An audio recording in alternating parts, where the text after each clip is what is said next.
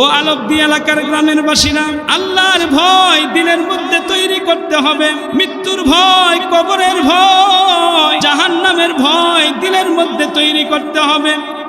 যদি আপনি কবরের ভয়, জাহান্নামের ভয়, ফুলসিরাতের ঘাটের ভয় যদি অন্তরের মধ্যে তৈরি করতে পারেন, আল্লাহ বলেন আমি এমন বান্দার জন্য জান্নাতুল মাওয়া প্রস্তুত রেখেছি।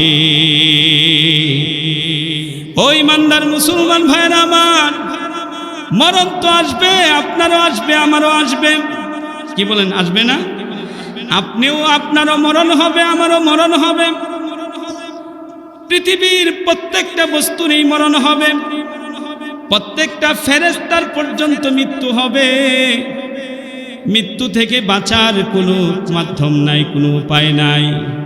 দু চিজে আদমেরা উষাদ জোরে সুর, একে আবেদানা দিগার খাকে গুল, একে আবেদানা দিগার খাকে দূর। কবি বলেন দুইটা জিনিস মানুষের পিছনে পিছনে ঘুরে, একটা হলো মৃত্যু, আরেকটা হলো রিজিক। মৃত্যু মানুষের পিছনে পিছনে ঘুরে, আর রিজিকও বান্দার পিছনে পিছনে ঘুরে। কি বলেন, ঠিক কিনা? মৃত্যু এমন একটা জিনিস, বান্দা যেখানেই থাকে না কেন সেখানেই মৃত্যু আসবে। মৃত্যু থেকে বাঁচার কোনো উপায় নাই।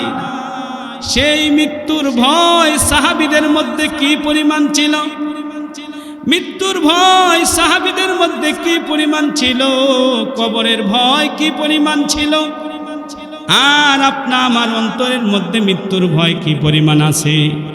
আমরা তো কবরের পাশ দিয়া যাই, কিন্তু কবরের বাসীদের কথা দিলের মধ্যে স্মরণ হয় না। কি বলেন, ঠিক কিনা? বিনা ওয়া মাওলানা মুহাম্মদ আরসালাহু বিল হাক্কি বাশীরাও ওয়া নাযীরা ওয়া দাঈয়ান ইলাল্লাহি বিইذনিহি ওয়া সিরাজাও ওয়া কামারাম মুনীরা।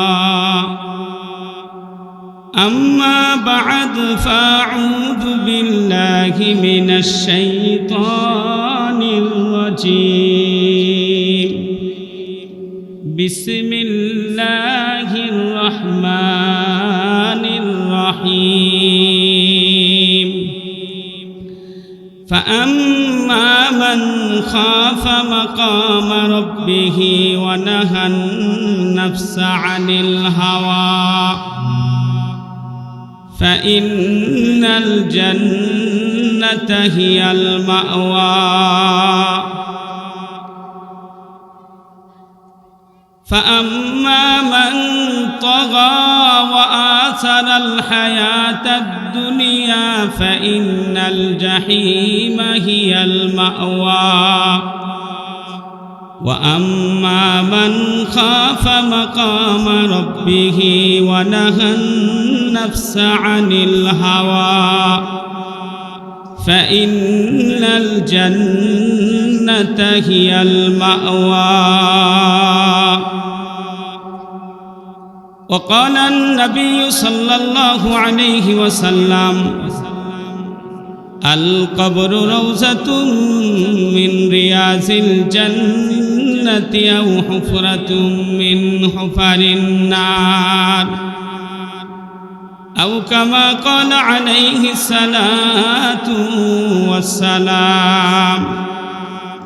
بارك الله لنا ولكم في القرآن العظيم ونفعنا وإياكم بالآيات والذكر الحكيم ونحن على ذلك من الشاهدين والشاكرين والحمد لله رب العالمين. اللهم صل على محمد وعلى آل محمد كما صليت على إبراهيم وعلى آل إبراهيم إنك حميد مجيد اللهم بارك على محمد وعلى آل محمد كما باركت على إبراهيم وعلى آل إبراهيم إنك حميد مجيد हर लहज़ाए मोमिन की नई शान नहीं हर लहज़ाए मोमिन की नई शान नहीं गुफ्तार है किरदार में अल्लाह की बुरहान गुफ्तार है किरदार में अल्लाह की बुरहान कहारी व गफ्फारी व कुद्दूस जबरूत कहारी व गफ्फारी व कुद्दूस जबरूत ए चार अनासिर हूँ तो बनता है मुसलमान ए चार अनासिर हूँ तो बनता है मुसलमान ए राज किसी को नहीं मालूम के मोमिन ए राज किसी को नहीं मालूम के मोमिन कारी नजर आता है हकीकत में ही कुरान कारी नजर आता है हकीकत में ही कुरान আলবদি গ্রামবাসীর উদ্যোগে ও মসজিদ উন্নয়ন প্রকল্পে দ্বিতীয় দিনব্যাপী ওয়াজ ও দুয়ার মাহফিলের অত্যন্ত শ্রদ্ধাভাজন সভাপতি উপস্থিত হযরতে উলামায়ে কেরাম মুরব্বিয়ানে এজাম দিন দরদি ইসলাম প্রিয় মুসলমান ভাইরা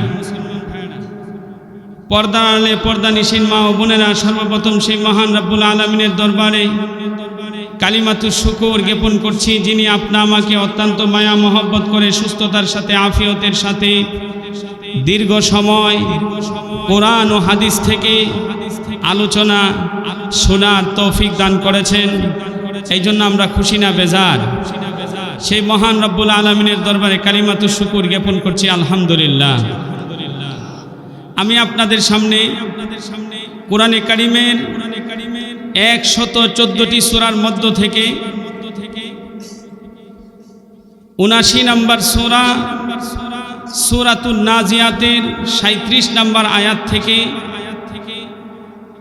41 নম্বর আয়াত পর্যন্ত তেলাওয়াত করেছি যে আয়াতের মধ্যে আল্লাহ তাআলা জান্নাতীদের এবং জাহান্নামীদের বৈশিষ্ট্য আলোচনা করেছেন পৃথিবীতে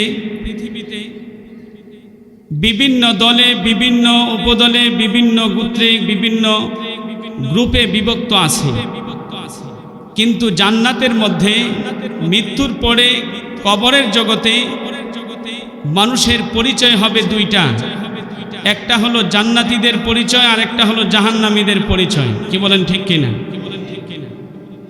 মানুষের মধ্যে বিভিন্ন গ্রুপ আছে ইহুদি খ্রিস্টান নাসারা বিভিন্ন দলে বিভক্ত আছে এমনি ভাবে মুসলমানদের মধ্যেও অনেক দলে বিভক্ত কি বলেন ঠিক কিনা নবীজি সাল্লাল্লাহু আলাইহি ওয়াসাল্লাম বর্ণনা করেছেন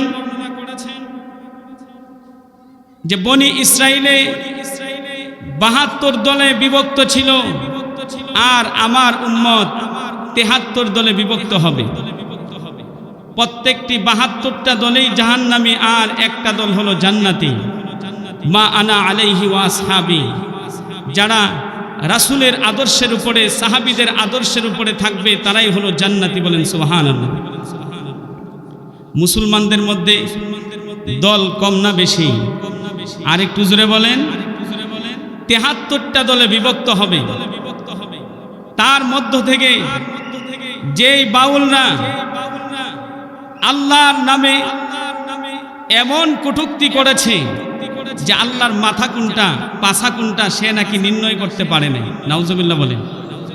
এমন বাউলের পক্ষে যারা ধারণ করে, এমন বাউলের পক্ষে যারা যায়, তাদের ঈমান আছে? আরেকটু জোরে বলেন, ঈমান আছে? যারা তার মুক্তির ব্যাপারে কথা বলবে, যার পক্ষ নিয়ে তৌহিদি জনতাকে কটূক্তি করবে, তাদের ঈমান আছে? আরেকটু জোরে বলেন, আছে? এখন কি আমরা কি সেই বাউলদের পক্ষে থাকবো নাকি তৌহিদি জনতার পক্ষে থাকবো? যারা তৌহিদি জনতার পক্ষে থাকে তাদের পক্ষ নিয়েই আমাদের কথা বলতে হবে, কণ্ঠস্বর উচ্চারণ করতে হবে। কি বলেন, ঠিক কিনা?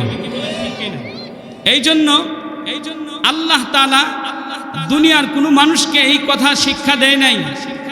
দুনিয়ার কোনো মানুষ এই কথা বলতে পারবে না যে আমি জান্নাতি তুমি জাহান্নামী, আমি জাহান্নামী তুমি জান্নাতি। এই কথা দুনিয়ার কোনো ব্যক্তি বলতে পারবে না। কি বলেন, পারবে? কিন্তু জান্নাতীদের বৈশিষ্ট্য আল্লাহ তাআলা বর্ণনা করেছেন, জাহান্নামীদের বৈশিষ্ট্য আল্লাহ তাআলা বর্ণনা করেছেন। কি বলেন, ঠিক কিনা? ফাআম্মা মান তাগা ওয়া আসারাল হায়াতাদ দুনিয়া ফাইন্নাল জান্নাতা হিয়াল মাওয়া।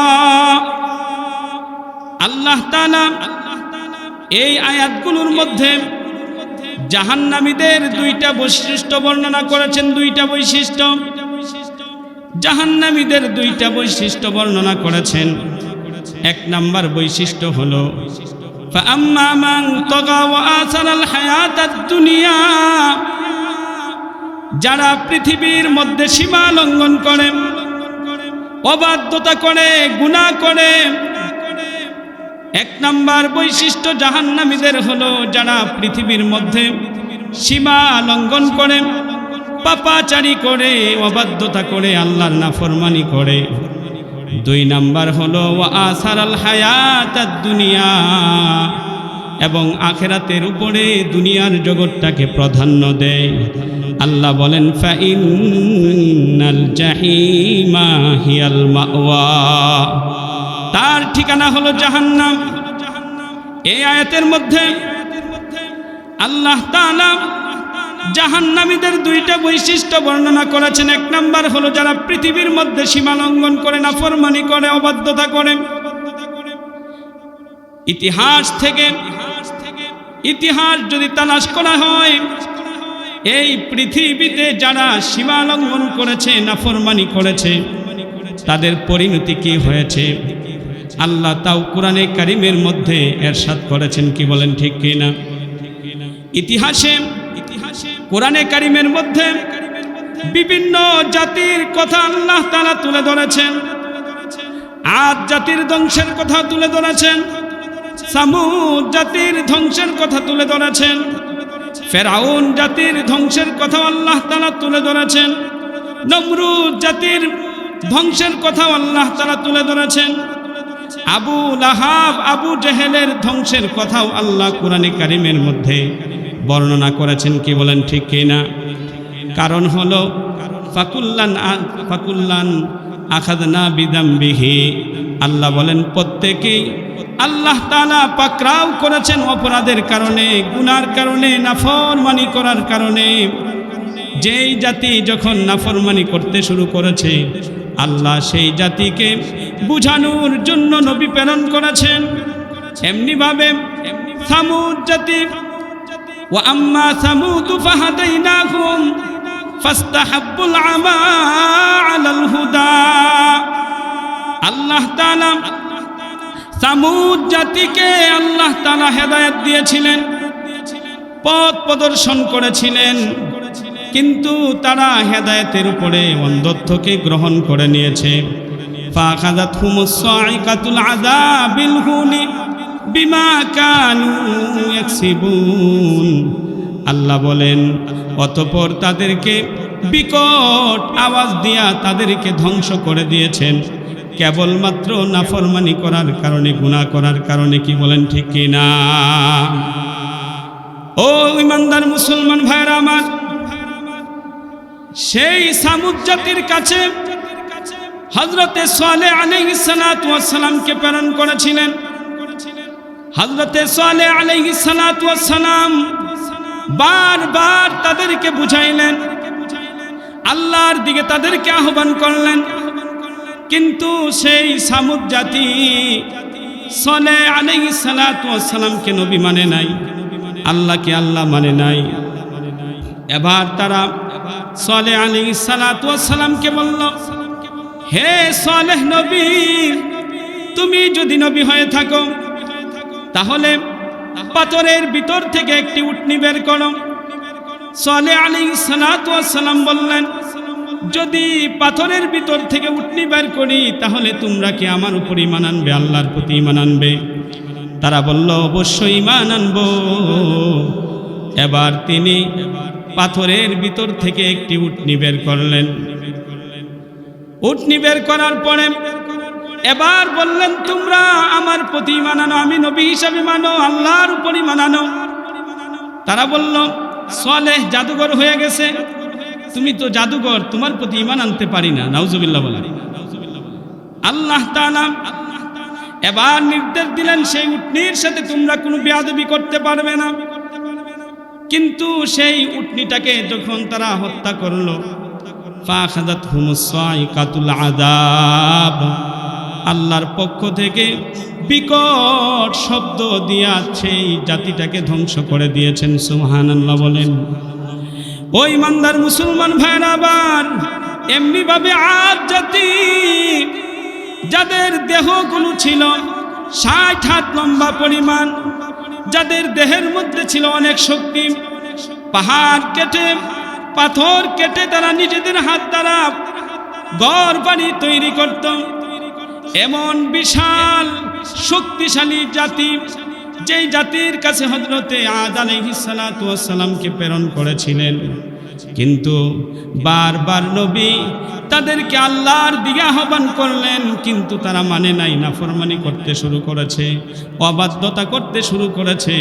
আল্লাহর পক্ষ থেকে আযাব এসেছে। কি আযাব? 7 দিন 7 রাত 8 দিন পর্যন্ত তাদের উপরে ঘূর্ণিঝড় প্রবাহিত হয়েছে।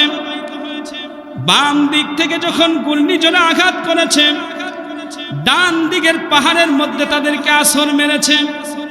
আবার ডান দিক থেকে যখন বাতাস আঘাত করেছে, বাম দিকের পাহাড়ের মধ্যে তাদেরকে আছর মেরেছে। এমনি ভাবে 7 রাত 8 দিন পর্যন্ত তাদের উপরে যখন ঘূর্ণিঝড় প্রবাহিত হয়েছে, এই বিশাল জাতিটাকে ঘূর্ণিঝড়ের মাধ্যমে ধ্বংস করে দিয়েছেন। সুবহানাল্লাহ, একটু জোরে বলেন। ও ইমানদার মুসলমান ভাইরা আমার, এমনি ভাবে ফেরাউন জাতি নিজেকে দাবি করলো, আনা রব্বুকুমুল আ'লা, আমি হলাম সবচাইতে বড় রব। কিন্তু রাত্রের বেলায় গভীর পাহাড়ের মধ্যে গিয়ে নির্জনে আল্লাহর কাছে বলতো, আল্লাহ, আমি তো আসল রব নই, ডুপ্লিকেট রব। তুমি হলো আসল রব, আমি হলাম ডুপ্লিকেট রব। মানুষদেরকে বুঝানোর জন্য আমি দিনের বেলায় বলি, আনা রব্বুকুমুল আ'লা, আমি সবচাইতে বড় রব। নাউজুবিল্লাহ বলেন। আসল রব হলো তুমি, আমি ডুপ্লিকেট রব। মানুষদেরকে বোঝানোর জন্য আমি রব্বুকুমুল আ'লা বলি। আমাকে দুনিয়ার জগতে তুমি আমাকে লাঞ্ছিত করো না, অপমানিত করো না। আমাকে মানুষের সামনে রব বললে তুমি আমাকে পাকড়াও করো না। আল্লাহ তাকে সুযোগ দিয়েছেন। নবী প্রেরণ করলেন মূসা আলাইহিস সালাতু ওয়াস সালামকে, ফেরাউনকে হেদায়েত করার জন্য, আল্লাহর পথে আহ্বান করার জন্য প্রেরণ করলেন। কিন্তু সেই ফেরাউন নবীর সাথেও যখন বেয়াদবিমূলক আচরণ করতে শুরু করল, ইমানদারদের সাথে যখন বেয়াদবিমূলক আচরণ করতে শুরু করল, এমনকি নবী মূসা এবং বনী ইসরাঈলদেরকে পৃথিবীর জগৎ থেকে বিদায় করে দেওয়ার জন্য যখন ষড়যন্ত্র করল, আল্লাহ তাআলা নির্দেশ দিলেন, হে মূসা, আমার বন্ধুদেরকে নিয়ে তুমি রাত্রের বেলায় মিশর ছেড়ে অন্য জায়গায় চলে যাও। হযরতে মূসা আলাইহিস সালাতু ওয়াস সালাম যখন মিশর ছেড়ে অন্য জায়গায় দিকে সফর করতে গেলেন, রাত্রের বেলায় যখন সেই নীল দরিয়ার কাছে যখন গেলেন, এই দরিয়া নদীটা কেমন করে পার হবেন? আল্লাহ নির্দেশ দিলেন, হে মূসা, তুমি নদীর মধ্যে তুমি বাড়ি দাও, তোমার লাঠি দ্বারা আঘাত করো। মূসা আলাইহিস সালাতু ওয়াস সালাম যখন নদীর মধ্যে লাঠি দ্বারা আঘাত করলেন, আল্লাহ নদীর মধ্যে মূসা আলাইহিস সালাতু ওয়াস সালাম এবং বনি ইসরাইলের জন্য রাস্তার ব্যবস্থা করে দিলেন। ওয়াজাওয়াজনা বিবানি ইসরাঈল আল বাহরা فأتبعهم فرعون وجنوده بغيا وعدوا حتى إذا أدركه الغرق قال آمنت أنه لا إله إلا الذي آمنت به بنو إسرائيل وأنا من المسلمين। যখন বনি ইসরাইলকে এবং মূসা আলাইহিস সালাতু ওয়াস সালামকে যখন নীল দরিয়া পার করে দিলেন, সেই রাস্তা দিয়ে যখন ফেরাউন এবং ফেরাউনের সৈন্যবাহিনী রাস্তা দেখার পরে সেই রাস্তা দিয়ে যখন অতিক্রম করতে চাইল, মাঝ বরাবর যাওয়ার পরে আল্লাহ উভয় দিক থেকে রাস্তাটাকে ভেঙ্গে চুরমার করে দিলেন। নদীর মধ্যে যখন ডুবতে শুরু করলো, ফেরাউন বলতে লাগলো, আমানতু আন্নাহু লা ইলাহা ইল্লাল্লাযী আমানাত বিহি বানু ইসরাঈল। ওগো আল্লাহ, আমাকে আজকে ডুবায়া তুমি ধ্বংস করো না, পানির মধ্যে চুবায়া আমাকে ধ্বংস করো না। আমি ফেরাউন ঘোষণা দিলাম, বনি ইসরাইল যেই রবের প্রতি ঈমান এনেছে, আমি ফেরাউনও সেই রবের প্রতি ঈমান এনেছি। ওয়া আনা মিনাল মুসলিমিন, আমিও মুসলমানদের অন্তর্ভুক্ত হলাম। আল্লাহ তাআলা বললেন, কাজ হবে না, কাজ হবে না। তোমাকে সুযোগ দিয়েছিলাম, দীর্ঘদিন পর্যন্ত সুযোগ দিয়েছিলাম, কিন্তু সুযোগ কাজে লাগাও নাই। নবী প্রেরণ করেছিলাম, নবীকেও তুমি শেষ করে দেওয়ার জন্য, দুনিয়ার জগৎ থেকে বিদায় করে দেওয়ার জন্য চূড়ান্ত চক্রান্ত করেছ। আর সুযোগ দেওয়া হবে না, সুযোগ দেওয়া হবে না। আল্লাহ তাআলা ফেরাউনকে সেই নীল দরিয়ার মধ্যে চুবায়া চুবায়া ধ্বংস করে দিয়েছেন। কি বলেন, ঠিক কি না? শুধু চুবায়া ধ্বংস করেছেন তাই না, আল্লাহ তার শরীরটাকে, তার দেহটাকে কিয়ামত পর্যন্ত মানুষের ইতিহাসের জন্য, মানুষ শিক্ষা নেওয়ার জন্য তার শরীরটাকে সংরক্ষণ করেছেন। নীল দরিয়ার পানি যেই শরীরকে গ্রাস করতে পারে নাই, নদীর কীট পতঙ্গ পর্যন্ত ফেরাউনের লাশটাকে গ্রাস করে নাই, নদীর মাছ পর্যন্ত ফেরাউনের লাশটাকে খায় নাই। আল্লাহ বলেন, ফালইয়াউমা নুনাজ্জিকা বিবাদানিকা লিতাকুনা লিমান খালফাকা আয়া। আল্লাহ বলেন, আমি তোমার শরীরটাকে কিয়ামত পর্যন্ত মানুষের জন্য সংরক্ষণ করে রাখলাম, যাতে করে মানুষ তোমার দেহটা থেকে শিক্ষা গ্রহণ করতে পারে। কি বলেন, ঠিক কি না? কোটি টাকার মালিক দেখো, অভাব হয় না তোর, গরিব ঘুমায় আরাম করে মনটা বাহাদুর। ফেরাউনের লাশটা দেখো, মিশর জাদুঘরে খায় না মাটি, পোকা মাকড় সবাই ঘৃণা করে। কি বলেন, ঠিক কিনা? ও ইমানদার মুসলমান ভাইরা আমার, বিশাল দেহের অধিকারী ফেরাউন, যার লাশটাকে আল্লাহ তাআলা মিশরের পিরামিডের মধ্যে সংরক্ষণ করেছেন, এত বিশাল দেহের একটা মানুষ, সেই দেহ থেকে যেন মানুষ শিক্ষা নিতে পারে, এত ক্ষমতাধর একজন বাদশা নিজেকে খোদা দাবি করেছিল।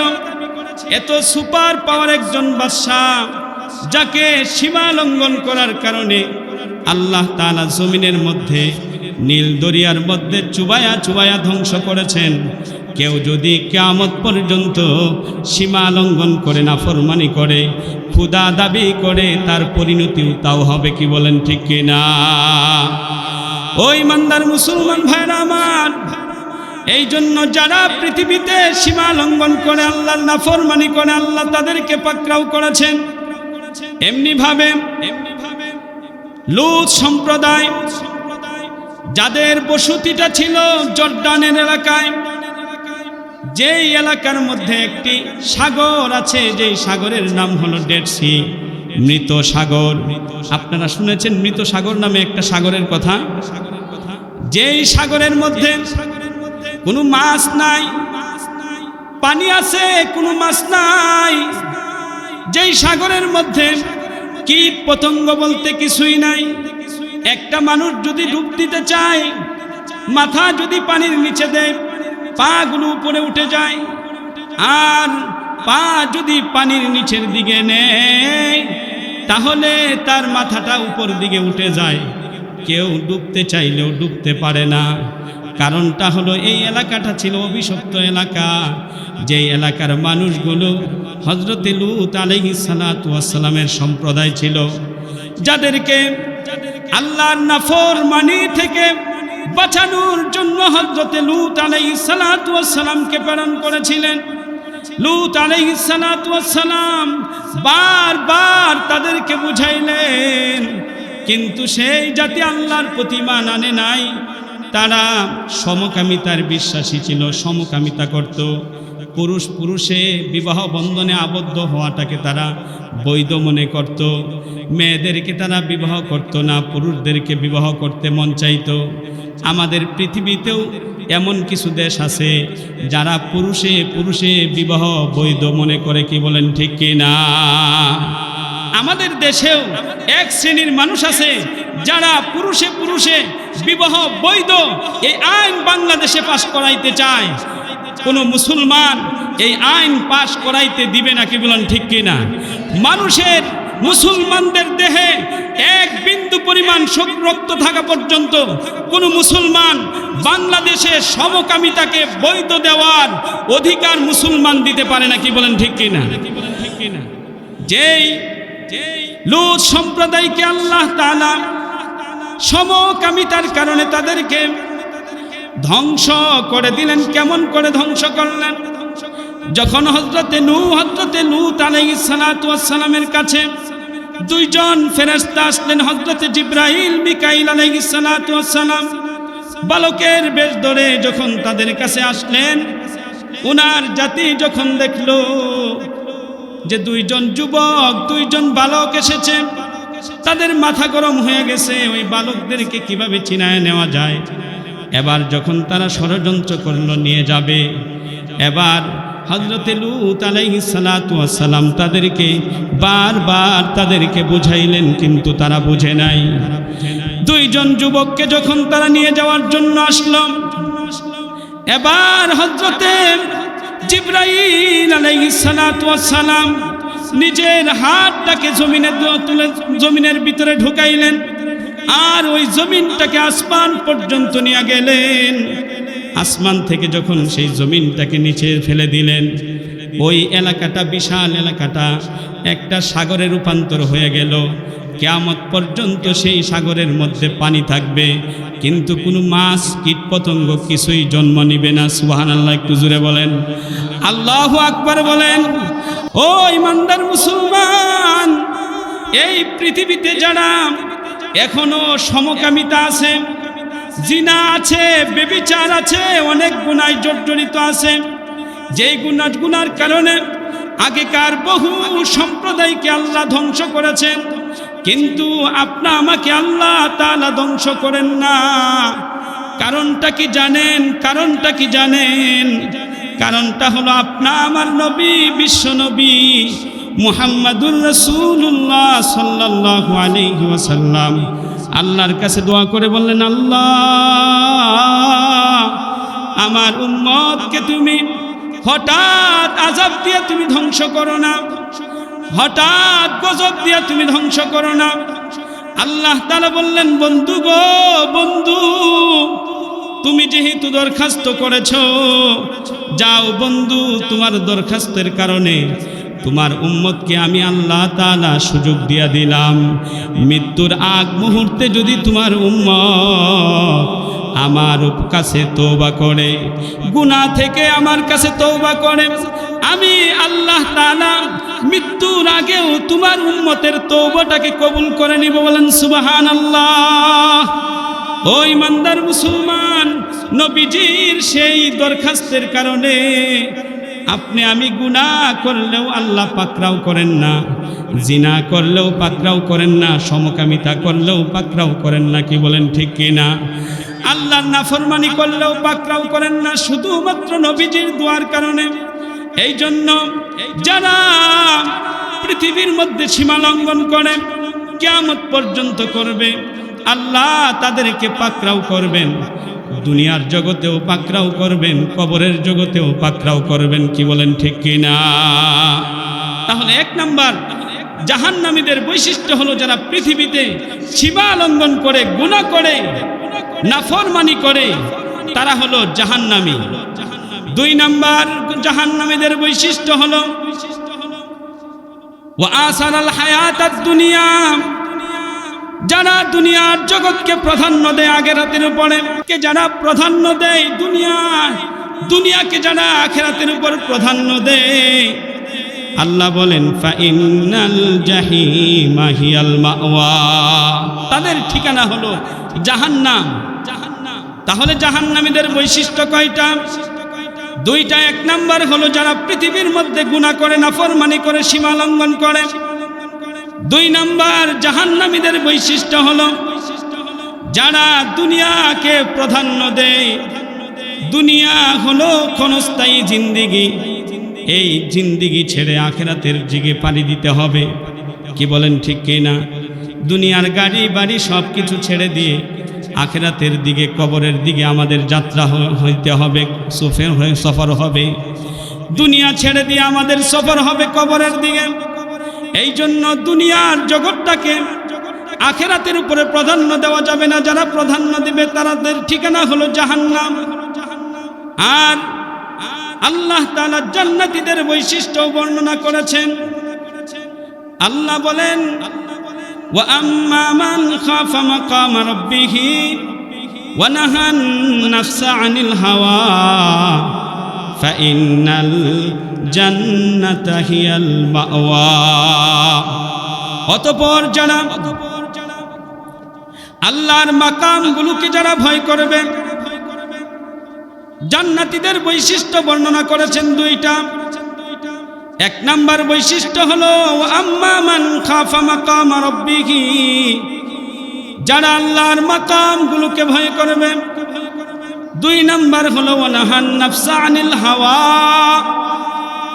এবং নিজের মনকে নিয়ন্ত্রণ করবে, নিজের মনকে নিয়ন্ত্রণ করবে। এক নাম্বার হলো যারা আল্লাহর মাকামগুলোকে ভয় করবে। দুই নাম্বার যারা নিজেদের মনকে নিয়ন্ত্রণ করবে। মন তো চায় ঘুষ খাইতে, কিন্তু আল্লাহর ভয়ে ঘুষ ছেড়ে দেয়। মন তো চায় অন্যের জমিন আত্মসাৎ করতে, কিন্তু আল্লাহর ভয়ে অন্যের জমিন আত্মসাৎ করে না। মন চায় মিথ্যা কথা বলতে, কিন্তু আল্লাহর ভয়ে মিথ্যা কথা ছেড়ে দেয়। মন চায় মানুষের উপর জুলুম করতে, কিন্তু আল্লাহর ভয়ে জুলুম ছেড়ে দেয়। আল্লাহ বলেন আমি আল্লাহ তাআলা এমন ব্যক্তির জন্য জান্নাতুল মাওয়া প্রস্তুত রেখেছি। সুবহানাল্লাহ, একটু জোরে বলেন। हर के दारत खौफे हक दर दिल बदाम जन्नतुल मावा देहद ओरा मकाम।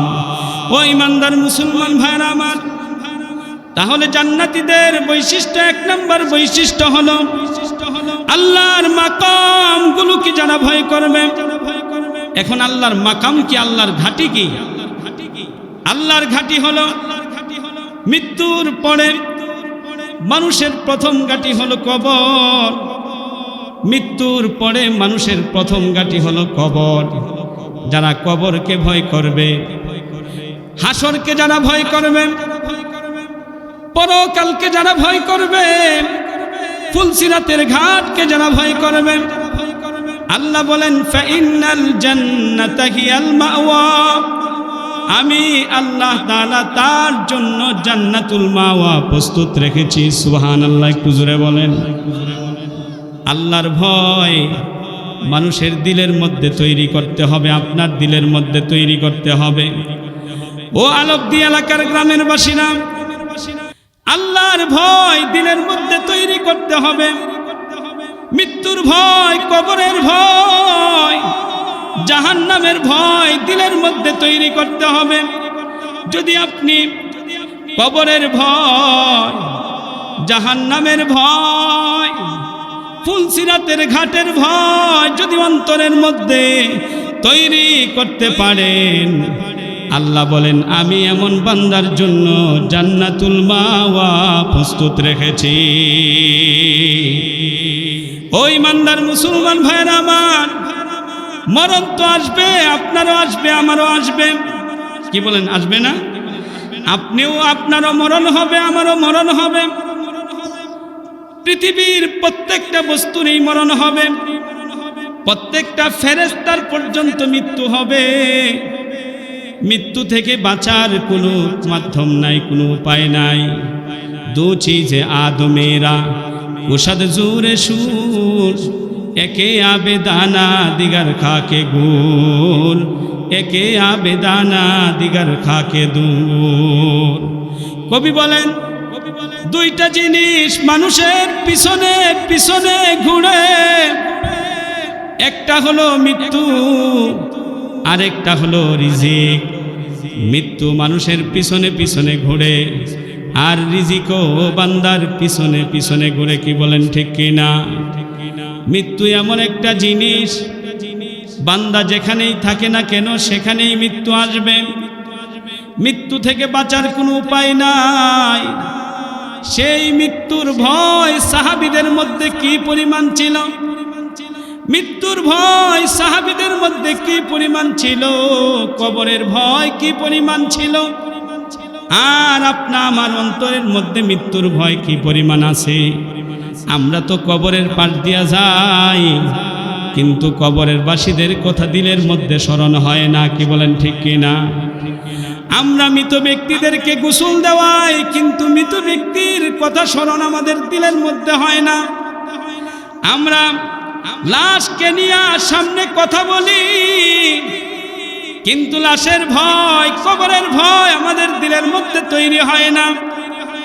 অথচ সাহাবীরা, যেই সাহাবীদেরকে আল্লাহ তাআলা নবীর মাধ্যমে জান্নাতের সুসংবাদ দিলেন দুনিয়ার জগতে, আল্লাহ বললেন আবু বকর ফিল জান্নাহ, আমার আবু বকর হলো, হে নবী আপনি বলে দেন আপনার আবু বকর হলো জান্নাতি, ওমর হলো জান্নাতি, উসমান হলো জান্নাতি, আলী হলো জান্নাতি। সুবহানাল্লাহ, একটু জোরে বলেন।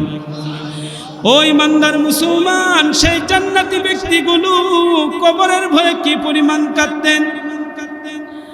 আবু বকর রাদিয়াল্লাহু তাআলা আনহু, যার ব্যাপারে নবীজি সাল্লাল্লাহু আলাইহি ওয়াসাল্লাম বলেছেন, আমার আবু বকরের নেক আমলের পাল্লা যদি এক পাল্লায় রাখা হয়, আর সারা পৃথিবীর সকল মানুষের নেক পাল্লা যদি আরেক পাল্লায় রাখা হয়, আমার আবু বকরের নেকের আমলের পাল্লাটাই সবচাইতে ভারী।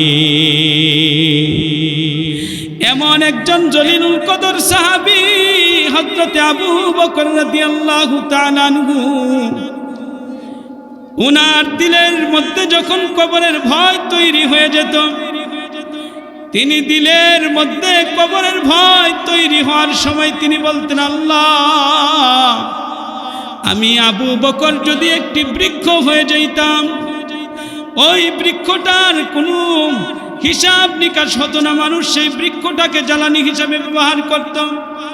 আমি আবু বকর যদি একটি পাখি হয়ে যাইতাম, ওই পাখিটার কোনো হিসাব নিকাশ হতো না। আমি আবু বকর যদি একটি প্রাণী হয়ে যাইতাম, আমি আবু বকরের কোনো হিসাব নিকাশ হতো না। তিনি মৃত্যুর ভয়ে, কবরের ভয়ে আল্লাহর দরবারে কাঁদতেন, চোখের পানি ছেড়ে দিয়ে কাঁদতেন। যাই নামাজে দাঁড়াইয়া নামাজ পড়তেন আর আল্লাহর দরবারে কাঁদতেন, আল্লাহ আমাকে হাসরের মাঠে তুমি জাহান্নামীদের অন্তর্ভুক্ত করো না। মৃত্যুর ভয়ে, কবরের ভয়ে মন করে কাঁদতেন।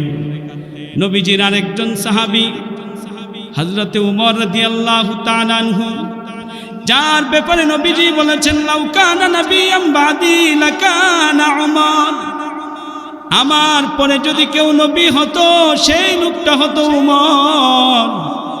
সেই উমর রাদিয়াল্লাহু তাআলা আনহু যখন তিনি খলিফাতুল মুসলিমিন হলেন, মুসলিম জাহানের দ্বিতীয় খলিফা হলেন, অর্ধরাত্র পর্যন্ত মানুষের দুয়ারে দুয়ারে ঘুরতেন।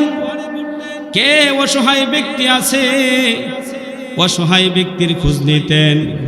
কে অনাহারী ব্যক্তি আছে, অনাহারী ব্যক্তির খোঁজ নিতেন। কে দুঃখী মানুষ আছে, দুঃখী মানুষের খোঁজ নিতেন। আর অর্ধরাত্র পর্যন্ত আল্লাহর কুদরতি পায়ে সেজদা দিয়ে বলতেন, আল্লাহ আমি উমরকে যদি প্রশ্ন করো, হে উমর জবাব দে, আজকে জবাব দে, জবাব দে, আমার বান্দাদের হক কি পরিমাণ আদায় করেছস, জবাব দে উমর। আমি উমর তো জবাব দিতে পারবো না। ওই ইমানদার মুসলমান আমাদের দেশের তো রাষ্ট্রপ্রধান হয়, কয়জন মানুষের দুয়ারে দুয়ারে ঘুইরা মানুষের খোঁজ খবর নেয়, কি বলেন আছে, ইতিহাস আছে। ওই ইমানদার মুসলমান হয় না আমার, জান্নাতি সাহাবী, অথচ মৃত্যুর ভয়ে, আল্লাহর কবরের ভয়ে তারা আল্লাহর দরবারে কাঁদতেন, চোখের পানি ছেড়ে দিয়ে কাঁদতেন। আর আপনি, আমারও গুনাহ আছে, আমারও মৃত্যু হবে, আপনারও মৃত্যু হবে। কবরের পরে কবরের জগতে শুয়া থাকতে হবে, একা একা কবরে শুয়া থাকতে হবে। আমাদের দিলের মধ্যে মৃত্যুর ভয় কি পরিমাণ আছে, কবরের ভয় কি পরিমাণ আছে। অথচ সাহাবী, আরেকজন সাহাবী হযরতে সাঈদ ইবনে আমের রাদিয়াল্লাহু তাআলা আনহু, যিনি সিরিয়ার গভর্নর বানাইলেন হযরত উমর রাদিয়াল্লাহু তাআলা আনহু। 6 মাস যাওয়ার পরে সিরিয়ার মানুষদেরকে প্রশ্ন করলেন, তোমাদের কাছে যে গভর্নর বানায়া সাঈদ ইবনে আমেরকে পাঠাইলাম, সাঈদ ইবনে আমের রাদিয়াল্লাহু তাআলা আনহু ব্যক্তি হিসাবে কেমন, তোমাদের গভর্নরের ব্যাপারে তোমাদের মন্তব্য কি? এবার সিরিয়ার মানুষগুলো 4টা প্রশ্ন, 4টা অভিযোগ দিল, 4টা অভিযোগ দিল সাঈদ ইবনে আমের রাদিয়াল্লাহু তাআলা আনহুর ব্যাপারে। এবার হযরতে সাঈদ ইবনে আমের রাদিয়াল্লাহু তাআলা আনহুকে ডেকে পাঠাইলেন। হযরত উমর রাদিয়াল্লাহু তাআলা আনহুর কাছে যখন সাঈদ ইবনে আমের উপস্থিত হলো, তখন হযরত উমর রাদিয়াল্লাহু তাআলা আনহু বললেন, হে সাঈদ ইবনে আমের, তোমাকে তো গভর্নর বানায় পাঠাইলাম সিরিয়া এলাকার, তোমার ব্যাপারে তোমার জনগণ 4টা অভিযোগ দিয়েছে। 1 নাম্বার অভিযোগ হলো তুমি নাকি প্রতিদিন দেরি করে জনগণের সাথে সাক্ষাৎ করো, প্রতিদিন দেরি করে তুমি জনগণের সাথে সাক্ষাৎ করো। 2 নাম্বার অভিযোগ হলো তুমি নাকি প্রতি রাত্রে আসার পরে দরজাটা বন্ধ করে দাও, কারো সাথে সাক্ষাৎ দেও না। 3 নাম্বার অভিযোগ হলো তুমি নাকি সপ্তাহে 1 দিন কারো সাথে সাক্ষাৎ করো না। 4 নাম্বার অভিযোগ হলো তুমি নাকি মাঝে মাঝে বেহুশ হয়ে পড়ো, তুমি বেহুশ হয়ে পড়ো। এই 4টা অভিযোগ তোমার বিরুদ্ধে তোমার জনগণ দিয়েছে। এবার প্রশ্নগুলোর উত্তর দাও, জবাব দাও। হযরতে সাঈদ ইবনে আমের রাদিয়াল্লাহু তাআলা আনহু চোখের পানি ছেড়ে দিয়া বলতে লাগলেন, ও আমিরুল মুমিনিন, যেহেতু আপনার কাছে আমার জনগণ 4টা অভিযোগ দিয়েছে, সেই অভিযোগের উত্তর অবশ্যই দিতে হবে। এবার তিনি প্রথম নাম্বার অভিযোগ হলো, প্রতিদিন তিনি দেরি করে জনগণের সাথে সাক্ষাৎ করেন। তিনি বললেন, ওয়াগো আমিরুল মুমিনিন, আমি হলাম এমন একজন ব্যক্তি, আমার অনেকজন বাচ্চা আছে। আমার বাচ্চাদের খাবার দাবার প্রস্তুত করতে আমার স্ত্রীর অনেক দেরি হয়ে যায়। আমি প্রতিদিন খাবার প্রস্তুতির জন্য আমার স্ত্রীর সাথে খাবারের সহযোগিতা করি। খাবার পাকানোর জন্য আমি আমার স্ত্রীর কাজে সহযোগিতা করি। যেহেতু একজন খাদেম নিয়োগ দিব, সেই সামর্থ্যটুকু আমি সাঈদ ইবনে আমেরের নাই। আমি একজন খাদেম নিয়োগ দিব, সেই খাদেম নিয়োগ দেওয়ার মতো আমি সাঈদ ইবনে আমেরের সামর্থ্য নাই। অথচ তিনি সিরিয়ার একজন গভর্নর। সিরিয়ার গভর্নর হওয়ার পরেও, এত বিশাল দেশের একজন গভর্নর হওয়ার পরেও একজন খাদেম নিয়োগ দিবেন, সেই সামর্থ্যটুকু নাই। হযরতে ওমর রাদিয়াল্লাহু তাআলা আনহু চোখ দিয়া ঝরঝর করে পানি পড়তে শুরু করেছে। বলতে শুরু করলেন, কার বিরুদ্ধে আমি অভিযোগ গ্রহণ করেছি, কি অভিযোগ গ্রহণ করেছি, কি অভিযোগ দিব, কি উত্তর দিব। আমাদের দেশে আমাদের দেশে একজন মেম্বার যদি হয়, দেখা যায় সেই মেম্বারের কিছু না থাকলে ক্ষমতা পাওয়ার পরে কিছুদিন পরেই লক্ষ লক্ষ টাকার মালিক হয়ে যায়। একজন চেয়ারম্যান, যেই চেয়ারম্যানের দেখা যায় চেয়ারম্যান হওয়ার আগে টাকা পয়সা কম, কিন্তু চেয়ারম্যান হওয়ার পর লক্ষ লক্ষ কোটি কোটি টাকার মালিক হয়ে যায়। কি বলেন ঠিক কিনা? এমপি হওয়ার আগে টাকা পয়সা নাই, কিন্তু এমপি হওয়ার পরে বিদেশে বাড়ি গাড়ির অভাব নাই। কি বলেন ঠিক কিনা? মন্ত্রী হওয়ার আগে টাকার অভাব, এত বেশি টাকা নাই, কিন্তু মন্ত্রী হওয়ার পরে বিদেশে গাড়ি বাড়ির অভাব নাই। কিন্তু নবীজির সাহাবী হযরতে সাঈদ ইবনে আমের সিরিয়ার মতো দেশ, উন্নত একটা দেশ, সেই দেশের গভর্নর হওয়ার পর খাদেম নিয়োগ দিবেন নিজের খাবার প্রস্তুতির জন্য। সেই খাবার প্রস্তুত করার জন্য খাদেম নিয়োগ দিবেন, সেই সামর্থ্যটুকু নাই। 2 নাম্বার অভিযোগ হলো, তিনি প্রতি রাত্রে আসার পরে দরজাটা বন্ধ করে দেন, মানুষের সাথে দেখা সাক্ষাৎ করেন না। এবার সাঈদ ইবনে আমের রাদিয়াল্লাহু তাআলা আনহু বললেন, ওগো আমিরুল মুমিনিন, আমি দিনের বেলায় মানুষের সাথে সাক্ষাৎ করি। সাক্ষাৎ করতে গিয়ে আমি আমার রবের সাথে নির্জনে কথা বলতে পারি না। এই জন্য যখন এশার নামাজ আদায় করি, এশার নামাজের পরে আমি খাবার দাবার খাই। আমার স্ত্রী সন্তান যখন ঘুমায়া যায়, ঘুমের পরে আমি মুসাল্লায় দাঁড়ায় যাই, আমি আমার রবের সাথে নির্জনে কথা বলি। আমি আমার রবের সাথে নির্জনে কথা বলতে গিয়া আমি দুনিয়ার মানুষের সাথে কথা বলতে পারি না। এবার উমর রাদিয়াল্লাহু তাআলা আনহুর চোখ দিয়া ঝরঝর করে পানি পড়তে লাগলাম। 3 নাম্বার অভিযোগ হলো, তিনি সপ্তাহে একদিন মানুষের সাথে দেখা সাক্ষাৎ করেন না।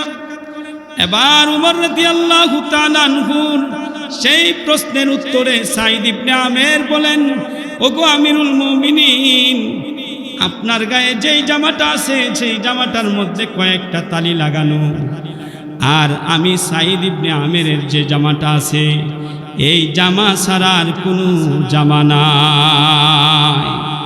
এই জন্য আমি সপ্তাহে একদিন দৌত করি। দৌত যেদিন করি সেদিন আমি কারোর সাথে সাক্ষাৎ করতে পারি না। হযরতে আমিরুল মুমিনিন হযরত উমর রাদিয়াল্লাহু তাআলা আনহু বলেন, কার বিরুদ্ধে অভিযোগ আমি গ্রহণ করেছি, কার বিরুদ্ধে অভিযোগ গ্রহণ করেছি? এবার 4 নাম্বার অভিযোগ হলো, তিনি মাঝে মাঝে বেহুশ হয়ে পড়েন, অজ্ঞান হয়ে পড়েন।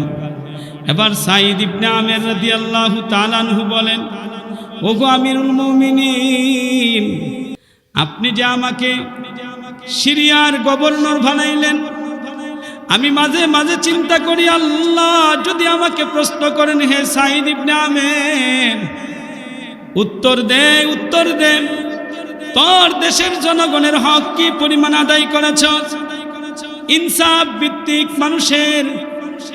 মানুষের বিচার আচার করেছ কিনা? আজকে জবাব দে।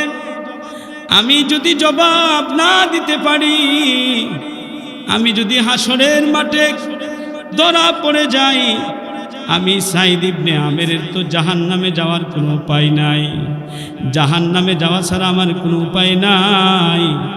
এই চিন্তা যখন করি তখন আমি বেহুশ হয়ে পড়ি।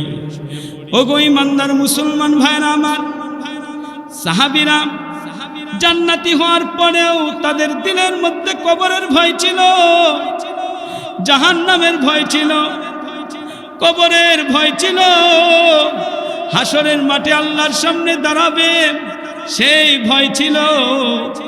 আর আপনি আমি দুনিয়ায় নির্বিঘ্নে চলি, গুনাহ করি, দেখা যায় নেক আমল সেই পরিমাণ করতে পারি না, দিলের মধ্যে কবরের ভয় নাই, জাহান্নামের ভয় নাই, আমার দিলের মধ্যে হাসরের মাঠে আল্লাহর সামনে কি নিয়ে দাঁড়াবো সেই ভয় নাই। কি বলেন ঠিক কি না? অথচ মৃত্যুর পরে ওই কবরে আমাকে যখন শোয়ানো হবে, এই কবরের মধ্যে আমার অস্তিত্ব ঠিক থাকবে না।